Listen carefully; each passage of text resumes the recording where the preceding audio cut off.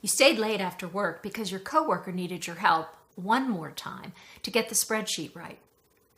You knocked yourself out about the team meeting. It was a great success, but you had to cancel your massage. There wasn't time to fit it in. You're known to be a star project manager at work, but you don't have a plan or a schedule to keep your fridge stocked with healthy food, get to the gym, or even get a good night's sleep. You always make the time to drive your mom to the doctor's. Your kids always have a nutritious packed lunch. And your neighbor knows she can always call you to pick up the kids after practice when she's running late. Does any of this sound like you? No wonder self-care seems impossible. I'm your mentor, Jane, and we have to talk.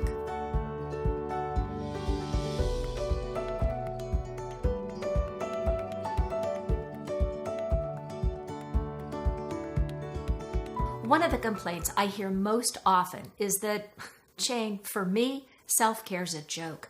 There's not enough hours in the day. I have too many priorities that are all number one. And besides, I have people counting on me. They need me. No wonder, while you're busy meeting everyone else's needs and priorities, you're left with just crumbs of time left to relax, enjoy yourself, eat well, pray, or even sleep. Forget about time to even think about self-improvement or taking better care of yourself. So you watch the numbers on your scale go up and up. You notice new lines forming around your eyes and mouth. You lose track of time. You're too tired to have sex with your husband. And there's an emptiness or a sadness. Maybe it's even anger or resentment that you realize is growing in your heart. Now, we need to talk about why you so often struggle with self-care, because the pace of life isn't likely to slow down. Demands, well, they're going to continue, and time is always limited. So we're going to start off looking at assumptions you may hold that are sabotaging you from doing right by yourself.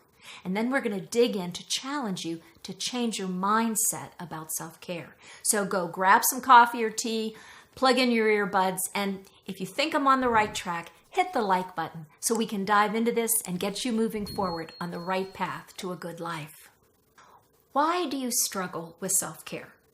If self-care is taking conscious, intentional actions and making choices for your physical, emotional, and spiritual well-being, well, what's so hard about that? Being healthy makes jam-packed weeks possible, a successful career achievable, and necessary to see you through challenges and heartbreak. You remind your friends and family to take care of yourself. So if it's good for them, why do you put it off or give it up entirely? In my experience, I see that it's because you may be holding one or more false assumptions about self-care. The first assumption is self-care is selfish. Now, of course, you want to be a good person, wife, mom, teammate. You want to do the right thing and help people. Putting your needs ahead of others, well, that feels like self-indulgence, and we both know that's wrong. Doesn't the Bible say to love your neighbor, bear one another's burdens, and something about taking up your cross? Now, I suppose you could get carried away with self-care. But in my experience, this assumption is tricking you into believing that anytime you put yourself first or take care of your needs, that somehow you're being selfish. But let me tell you, that's black and white thinking. It's the tendency to think in extremes. Telling my coworker I can't help her because I have my own work to do is selfish.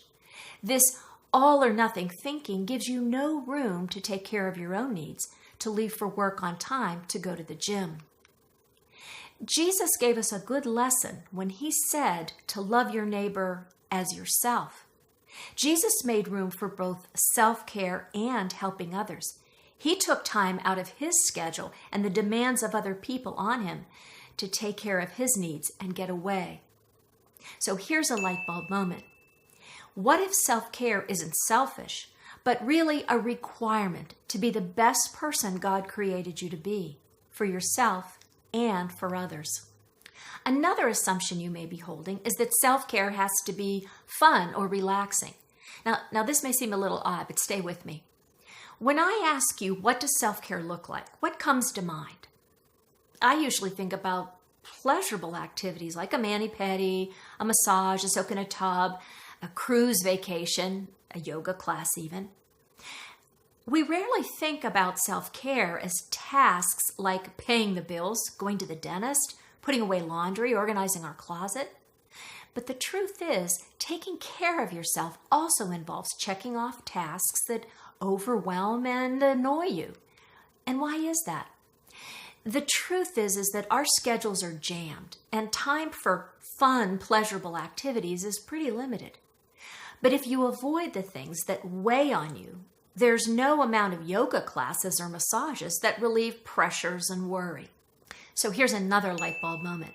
What if you reframe self-care to include some of the tasks that will help you relieve the pressures of daily life? What could you do today that would make a difference? For me, when I finish this video, I'm going back and use Quicken to balance our credit card account. I have to admit I don't like doing it at the time, but when I put it off, it's lingering there in the back of my mind. Good self-care for me is just getting it over with, and then I'm relieved to enjoy or at least take care of the rest of my day. What about you? So we've covered two assumptions that you may be holding that are sabotaging your ability or desire to take better care of yourself. The first one is that self-care is selfish, and the second one is that self-care has to be fun. Here's a third assumption, and that is, I assume I have to help. I assume people need me. Now, I'm going to go out on a limb here. Most time, when people aren't taking good care of themselves, it's because their attention is on others, often way beyond what's necessary. They don't face their own exhaustion, worry, anger, their own needs. And often it's for one of two reasons. The first reason is, I think I know what's best. I know the right way. So I step in and help and fix.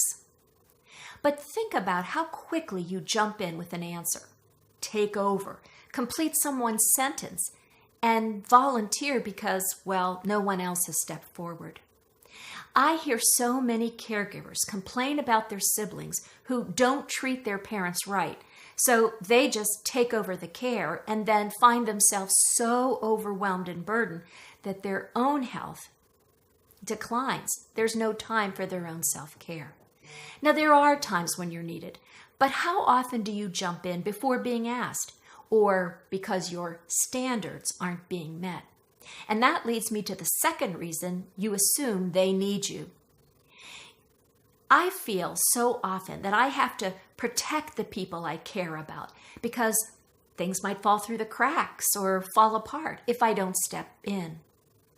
This fear causes me to take over, ignore my own needs or even my family's needs because I want to make sure that things go right.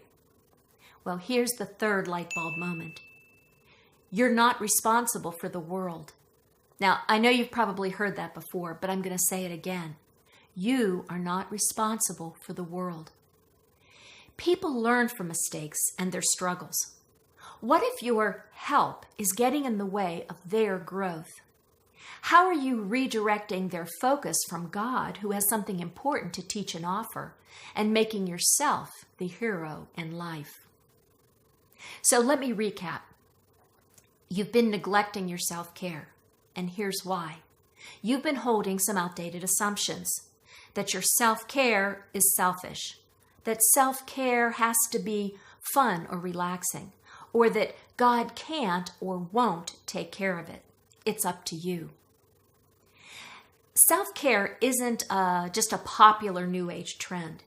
It's not about pampering or self-indulgence.